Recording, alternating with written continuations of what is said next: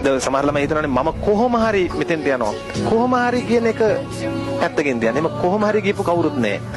හැමෝම වර්තමානයේ හොඳට වැඩ කරලා තමයි එතෙන්ට ගියේ. එහෙනම් ඔය දරුවෝ හිතන්නේ මෙහෙම මම වැඩ කළොත් මං එතෙන්ට යනවා. ඒකයි හිතන්න ඕන. අපේ ළමයින්ට පැටලෙන තැන් කොහොම හරි යනවා නෙමෙයි. එහෙම යන්න බෑ. එහෙම කොහොමද යන්නේ? හිතන්න ඕන කොහොමද? මම දැන් වැඩ කළොත් මම එහෙනම් ඔය දරුවෝ ප්‍රශ්නේ එන ගානේ කොහොම හරි කරලා හොද්දට වැඩ ටික කරන්න. මේක වලගේ අයියෙක් එක්ක ඉන්නවා නම් ඒගොල්ලන්ට කියන්න. ඒගොල්ලෝ රැකියාවක් කරනවා නම් ඒගොල්ලන්ට ප්‍රශ්න තියෙනවා නම් ඒ රැකියාව හොඳට කරන්න කියලා. කරන දේ හොඳට කරන්න කියන්න. තව දෙගුණයක් මහන්සිලා වැඩ කරන්න කියන්න. අන්න එහෙම වර්තමානයේ හදද්දී අනාගතේ එන්න තියෙන ප්‍රශ්න ටික පැනලා යනවා. හැබැයි පුතා ප්‍රශ්න කියන ඒවා එන්න තියෙන ඒවා. ප්‍රශ්න කියන්නේ ඔක්කොම ආපු ඒවා නෙමෙයිනේ එන්න තියෙන ඒවා. එන ගානේ අරක හිතන්න. මට මේ ආවේ එක ප්‍රශ්නයක් විතරයි. තව එන්න පුළුවන්. මම මේක විසඳගන්න. විසඳගන්නේ අර ක්‍රමයේද. කොහොමද? ගින්නක් එද්දී වතුර දාන්න. ගින්න නිවෙන්නේ ගින්නකින් නෙවෙයි.